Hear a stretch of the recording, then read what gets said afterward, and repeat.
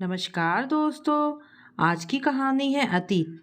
कहानी शुरू करने से पहले दोस्तों, अगर आपको मेरी कहानियाँ सुनना पसंद है तो आप प्लीज़ मेरे चैनल को लाइक एंड सब्सक्राइब करें।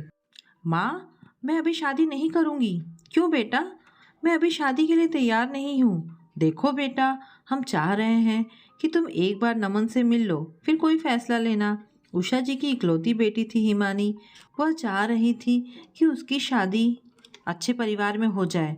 उन्हें अपनी सहेली मीना जी का बेटा नमन अपनी हिमानी के लिए पसंद आया था। अब दोनों सहेलियां चाह रही थी कि बच्चे एक दूसरे को पसंद कर लें। नमन दिखने में स्मार्ट था, उसका व्यक्तित्व ऐसा था कि किसी को भी आकर्षित कर दे। पर बस एक बार हिमानी पसंद कर ले। हिमानी गोरी लंबी सुंदर थी, पर अभी किसी रिश्ते में बंधना नहीं चाहती थी। ना बंधने का कारण कहीं ना कहीं उसके अतीत से जुड़ा था। हिमानी समर से प्यार करती थी। समर लंबा चौड़ा सुंदर नौजवान था। बस इसी को देखकर वह आकर्षित हो गई थी। हिमानी का प्यार परवान चढ़ रहा था। उसे उसके अलावा कोई और नजर ही नहीं आ रहा था। वह इस सच से कहीं अनजान थी। वह उसे धोखा दे रहा था। एक बार जब वह अपनी दोस्त के साथ रेस्टोरेंट गई थी, वहां समर किसी लेडी के साथ बैठा था। जब पूछा कौन है, तो सुनकर उसके पैरों की जमीन खिसक गई। वह लेडी कोई और नहीं बल्कि उसकी बीवी थी। वह वहां से चली गई। बाद में समर ने बहुत कोशिश की हिमानी को समझाने की कि मैं तुमसे प्यार करता हूँ, कहीं तुम्हें खो ना दूँ। इस डर से मैंने बताया नहीं। मैं अपनी पत्नी वसुधा को तुम्हारे लिए तलाक दे दूंगा।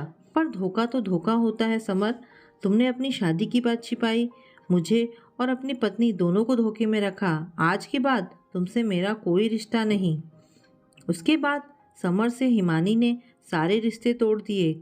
इस बात को 1 साल हो गए, पर कहीं ना कहीं उस धोखे को भुला नहीं पाई।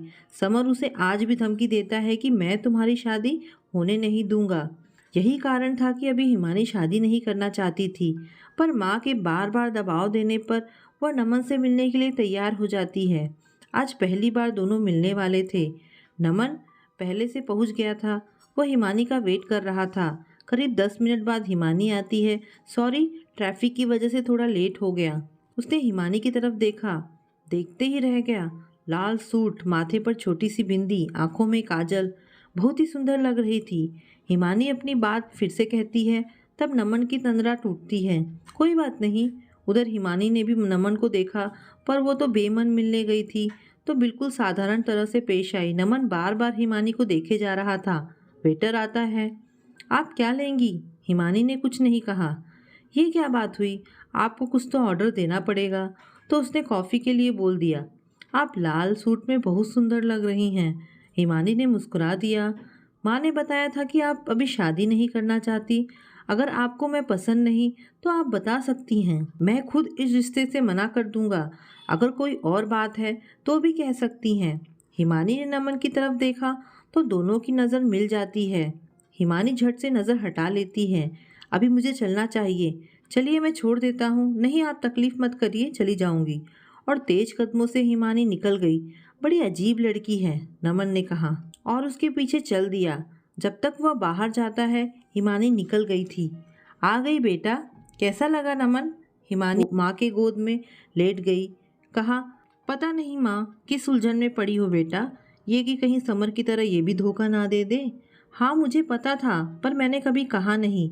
उस दिन जब तुम रिया से फ़ोन पर बात कर रही थी कि कल मैं समर को मिलाने वाली थी माँ से, अब मैं कैसे नजरें मिलाऊं उनसे? उनकी बेटी ने एक शादीशुदा लड़के से प्रेम किया।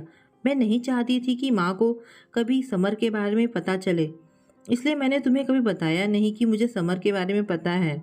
नमन बहुत ही समझदार लड़का है, वह तुझे हमेशा खुश रखेगा। पर तुम्हारे ऊपर कोई दबाव नहीं है। तुम्हें पसंद होगा तभी शादी करेंगे।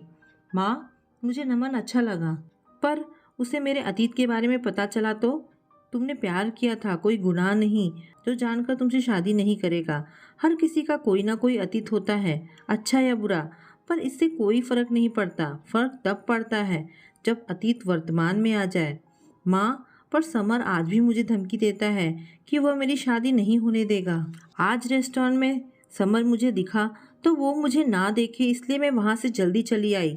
इसलिए मैं एक बार अतीत के बारे में नमन को बताना चाहती हूँ। उसके बाद नमन का जो फैसला रहेगा मुझे मंजूर है। हिमानी आज फिर से नमन से मिलने वाली है। आज इतने दिनों से मन में हो रही उलझन खत्म होने वाली थी। आज वो अपना अतीत नमन को बताने वाली थी। गुलाबी सूट, गुलाबी चूड़ियाँ, गुलाबी बिंदी, कानों में मैचिंग बालियाँ, बहुत सुंदर लग रही है मेरी बेटी, किसी की नज़र ना लगे। माँ ने अपने आंखों का काजल हिमानी के कान के पीछे लगा दिया। एक बार फिर सोच लो, क्या तुम सच में नमन से बताना चाहती हो? माँ, समर मुझे शादी के बाद परेशान ना करे, इससे अच्छा मैं उसे पहले ही बता दूँ। सब कुछ जानकर अगर शादी के लिए नमन मना कर दे तो? माँ, अगर मना भी कर दिया तो कोई बात नहीं, मेरे मन पर बोझ तो ना रहेगा। अच्छा माँ, चलती हूँ। आज हिमानी नमन से पहले पहुँच जाती है। जैसे ही चेयर पर बैठती है, सामने से नमन आते हुए दिखाई दे रहा था। आज पहली बार अच्छे से देखा। Black jeans, light blue shirt में बहुत स्मार्ट लग रहा था। आज आप तो पहले आ गई। हाँ, आज ट्रैफिक नहीं मिला था, आज ट्रैफिक मुझे मिल गया था। दोनों हंसने लगते हैं। आज आपने क्यों बुलाया? मैं आपको कुछ बताना चाहती हूँ, उसके बाद आप शादी का फैसला लें।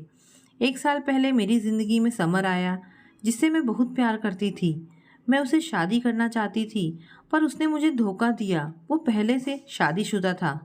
जब मुझे पता चला वह शादीशुदा है, तो मैंने उससे सारे रिश्ते तोड़ दिए। लेकिन वह आज भी मुझे फ़ोन करके धमकी देता है कि मैं तुम्हारी शादी नहीं होने दूंगा। इसलिए मैं शादी नहीं करना चाहती थी कि कहीं उसे पता चला कि मेरी शादी होने वाली है, तो कहीं वह आकर मेरी शादी तोड़ ना दे। एक सांस में हिमानी ने सब कुछ बता दिया। अब इंतज़ार था नमन के जवाब का। आपको इतने समय से परेशान कर रहा है और आप इतने समय से चुप हैं। आपको पुलिस से कंप्लेन करना चाहिए था। घर की बातें बाहर जाती तो माँ इसकी वजह से परेशान हो जाती और मैं अपनी माँ को दुखी नहीं देखना चाहती थी। पता है हिमानी, हमारी इसी सोच के कारण ऐसे लड़कों को बढ़ावा मिलता है। अब चलो मेरे साथ। कहाँ? चलो बताता हूँ। नमन, कैसा है यार तू? क्यों याद किया? मैं ठीक हूँ हिमानी, ये मेरा दोस्त एसआई विजय सिंह है। यार, तेरा एक फेवर चाहिए। हाँ बता। नमन ने पूरी बात विजय को बताई। विजय के साथ नमन और हिमानी समर के घर जाते हैं। अभी तक वसुधा को हिमानी ने कुछ नहीं बताया था। वसुधा ने दरवाज़ा खोला। समर कहाँ है? अभी घर पर नहीं है, थोड़ी देर में आ जाएंगे। आप समर की दोस्त है ना? हम रेस्टोरेंट में मिले थे। नहीं वसुधा, मैं समर की गर्लफ्रेंड थी। हिमानी ने पूरी बात बताई और सारे मैसेज दिखाए। वसुधा की आंखों में आंसू था। कहने लगी, मेरी सहेली रेनू मुझे कहती रह गई कि यह आदमी तुझे धोखा दे रहा है, पर मैंने उसकी बात नहीं सुनी। इस आदमी पर मैंने विश्वास नहीं, अंधविश्वास किया, जो हमेशा मुझे छलता रहा। समर को अंदाज़ा ना था कि हिमानी उसे पुलिस तक ले जाएगी। समर ने हिमानी से माफ़ी मांगी। वसुधा की विनती करने पर समर को चेतावनी देकर विजय छोड़ देता है। हिमानी, आज से तुम्हारी परेशानी मेरी परेशानी है। मैं हमेशा तुम्हारे साथ खड़ा रहूँगा। क्या तुम मेरी जीवन संगिनी बनोगी? हाँ। नमन जैसा होने वाला जीवन साथी पाकर धन्य हो गई हिमानी। तो दोस्तों, कहानी यहाँ पर समाप्त होती है। आपको ये कहानी कैसी लगी मुझे कमेंट करके अवश्य बताएं। धन्यवाद दोस्तों।